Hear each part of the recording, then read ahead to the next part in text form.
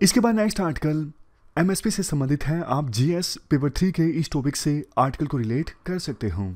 Article start करने से पहले एमएसपी यानी मिनिमम सपोर्ट प्राइस से संबंधित कुछ बेसिक्स हम जान लेते हैं। एमएसपी एक प्रकार से गवर्नमेंट की तरफ से मार्केट इंटरवेंशन है। अगर मार्केट में फसलों के दाम क्रैश कर जाते हैं, बहुत ज़्यादा कम हो जाते हैं, तो ऐसी सिचुएशन में भी किसानों को उनकी फसलों के उचित दाम मिले, ये इंश्योर करने के लिए एमएसपी का कंसेप्ट आया था। सबसे पहले सरकार की तरफ से एमएसपी को डिक्लेयर किया गया था 1966-67 में। उस समय ग्रीन रेवोल्यूशन भी आई थी। काम कैसे करता है एमएसपी का पूरा सिस्टम? देखो, हर एक सीजन से पहले, जैसे अभी रबी सीजन स्टार्ट होगा, तो रबी सीजन की जो फसलें हैं तो उनके लिए सरकार की तरफ से एमएसपी को डिक्लेयर कर दिया गया है। मतलब ये है, मान लीजिए वीट के लिए सरकार ने एमएसपी को डिक्लेयर किया है X रुपीज, तो वीट की हार्वेस्टिंग के बाद इस प्राइस पर सरकार किसान से वीट को प्रोक्योर करने को तैयार है। एसेंस इसका देखो ये है, सरकार किसान को बोलती है आप अपनी फसल को इस रेट पर मार्केट में बेचने की कोशिश कीजिए। अगर मार्केट में आपकी फसल के लिए ये दाम नहीं मिल पाते हैं तो आप हमारे पास आ सकते हो, हम आपकी फसल को इस दाम पर खरीदने को तैयार हैं। वैसे सरकार सभी फसलों के लिए एमएसपी को डिक्लेयर नहीं करती। सरकार ऑलमोस्ट 24 क्रॉप्स के लिए एमएसपी को डिक्लेयर करती है। CACP यानी commission of agriculture for cost and prices के द्वारा पूरा एनालिसिस किया जाता है। काफ़ी सारे फैक्टर्स के आधार पर यह लिस्ट है, जिन फैक्टर्स को ध्यान में रखते हुए CACP के द्वारा रिकमेंडेशंस दी जाती हैं किस फसल के लिए कितना एमएसपी होना चाहिए। फाइनल जो मोहर लगाई जाती है वो cabinet committee on economic affairs के द्वारा लगाई जाती है। यहाँ पर वैसे क्वेश्चन बन जाता है, यूपीएससी पूछ सकती है किन किन फैक्टर्स के आधार पर एमएसपी को डिटरमाइन किया जाता है, तो इन सभी फैक्टर्स पर एक बार आप नज़र डाल लीजिएगा। तो ये तो हमने देखो बेसिक्स डिस्कस कर लिए एमएसपी से संबंधित। इस आज के आर्टिकल में राइटर ये वकालत करते हैं सरकार जो एमएसपी को इम्प्लीमेंट करती है ना, वो मेनली देखो 2-3 फसलों के लिए इम्प्लीमेंट करती है, राइस, वीट, शुगर के लिए भी इम्प्लीमेंट करती है थ्रू प्राइवेट शुगर मिल्स। लेकिन बाकी फसलों को सरकार छोड़ देती है, उनके लिए सिर्फ अनाउंस कर देती है, इसके अलावा और कुछ नहीं करती। किसानों की डिमांड ये थी, जैसे राइस, वीट के लिए एमएसपी पर सरकार किसानों से फसलें प्रोक्योर करती है ना, बाकी फसलों को भी सरकार प्रोक्योर करे एमएसपी पर। ये जो अभी सरकार सिर्फ राइस और वीट को प्रोक्योर करती है ना, इसकी वजह से जो हमारे देश में क्रॉप पैटर्न है ना, वो काफ़ी ज़्यादा खराब हो गया है।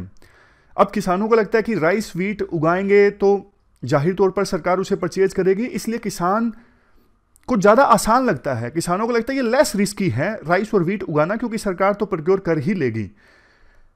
इसलिए जो किसान है बाकी फसलों पर ध्यान नहीं देते।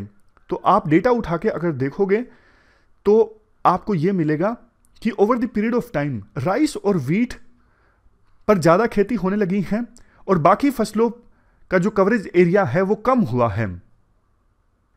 स्पेसिफिकली बात करें तो यहां देख लीजिए, राइस का जो कवरेज एरिया है पहले 30 मिलियन हेक्टेयर हुआ करता था, बढ़ के 44 मिलियन हेक्टेयर हो गया है। वीट का पहले सिर्फ 9 मिलियन हेक्टेयर हुआ करता था, अब बढ़ के 31 मिलियन हेक्टेयर पहुंच चुका है। जबकि बाकी जो फसलें हैं ना, जैसे ज्वार, बाजरा, इनका कवरेज एरिया काफ़ी कम हुआ है।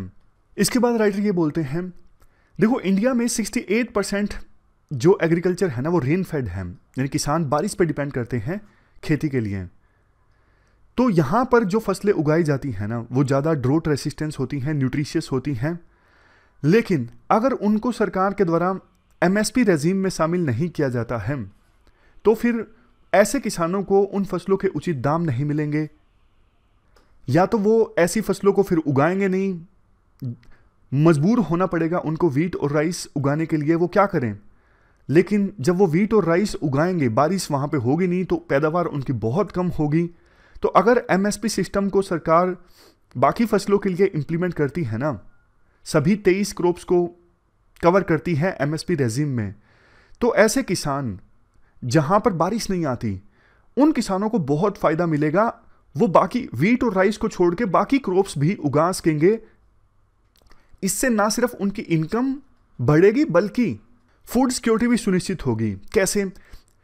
देखो, ज्वार, बाजरा ये सब अगर किसान उगाएंगे ना, ये सब न्यूट्रिशियस होते हैं, इनमें न्यूट्रिशन की मात्रा अच्छी खासी होती है, तो ये सब उगाएंगे तो इन सब का वो सेवन भी करेंगे, तो मतलब न्यूट्रिशन की जो कमी होती है वो एड्रेस होगी।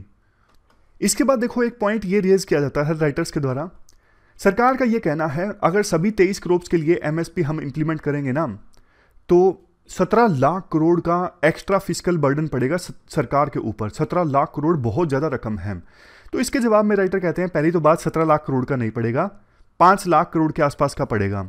दूसरी चीज़, सरकार ने अभी जो पब्लिक सेक्टर एम्प्लॉयज़ के लिए डीए इंक्रीज किया है ना, उससे तो देश के 5% लोगों को भी फ़ायदा नहीं होता है, लेकिन फिर भी सरकार इतना पैसा खर्च कर रही है, कितना, ऑलमोस्ट उतना ही जितना कि 23 फसलों के लिए एमएसपी इंप्लीमेंट करने पर खर्च होगा।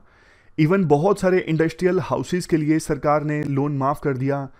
ऊपर से अगर सभी 23 क्रॉप्स के लिए एमएसपी इंप्लीमेंट करती हैं तो इसका फ़ायदा देश की आधे से ज़्यादा जनता को होगा डायरेक्टली, और 20-25% जनता को इनडायरेक्टली फ़ायदा होगा।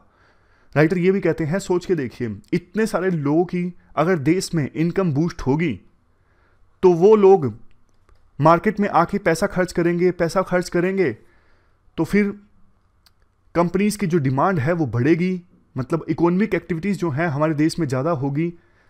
मतलब कहने का ये है साफ साफ, अगर ये 23 क्रॉप्स के लिए एमएसपी को इंप्लीमेंट किया जाता है तो देश की जीडीपी में इसका योगदान होगा। ओवरऑल जो हम बार बार बात करते हैं, डिमांड होनी चाहिए इकोनॉमी में, हमारे देश की जो डिमांड है वो बूस्ट होगी, प्रोडक्शन ज़्यादा होगी, इकोनॉमिक एक्टिविटीज़ ज़्यादा होंगी, इकोनॉमिक ग्रोथ ज़्यादा होगी। ये डायरेक्ट बेनिफिट ट्रांसफर से तो अच्छा ही है।